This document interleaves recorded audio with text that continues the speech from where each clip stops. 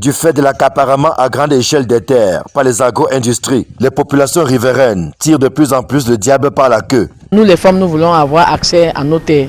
Nous sommes envahis par les plantations sur Capalme et ces plantations ne nous donnent pas la facilité de vivre. Quand on parle de la terre, on parle de la femme.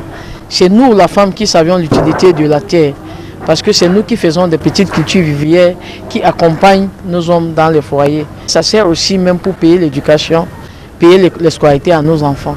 Plus le temps passe, plus l'espace vital s'amenuise, condamnant de nombreuses familles à vivre dans la misère. Nous réclamons notre terre parce que l'espace vital n'a pas été bien tracé. Ceux qui sont loin, ils sont à 4-5 km, ils ne réclament, mais ceux qui sont à 1-2 km réclament leur terre. Vous allez vivre comment si vous n'aviez plus de terre pour planter? Vous allez voler, vous ne pouvez plus traverser la plantation pour aller planter de l'autre côté parce que la plantation a pris tout le côté de leur village.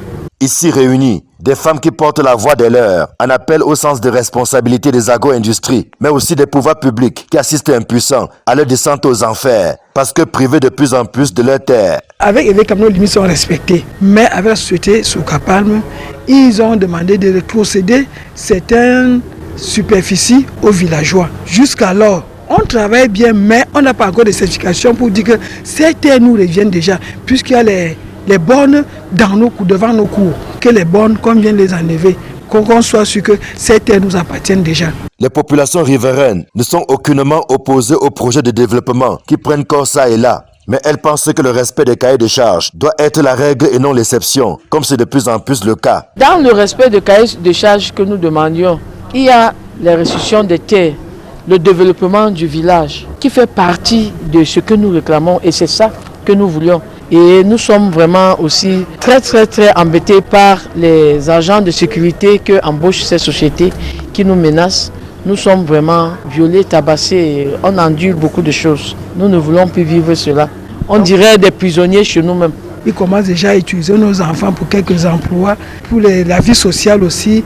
Quelques points sont déjà respectés, mais le problème santé, c'est encore comme ça là. On a fait cette doléance, bon, on attend toujours les réponses.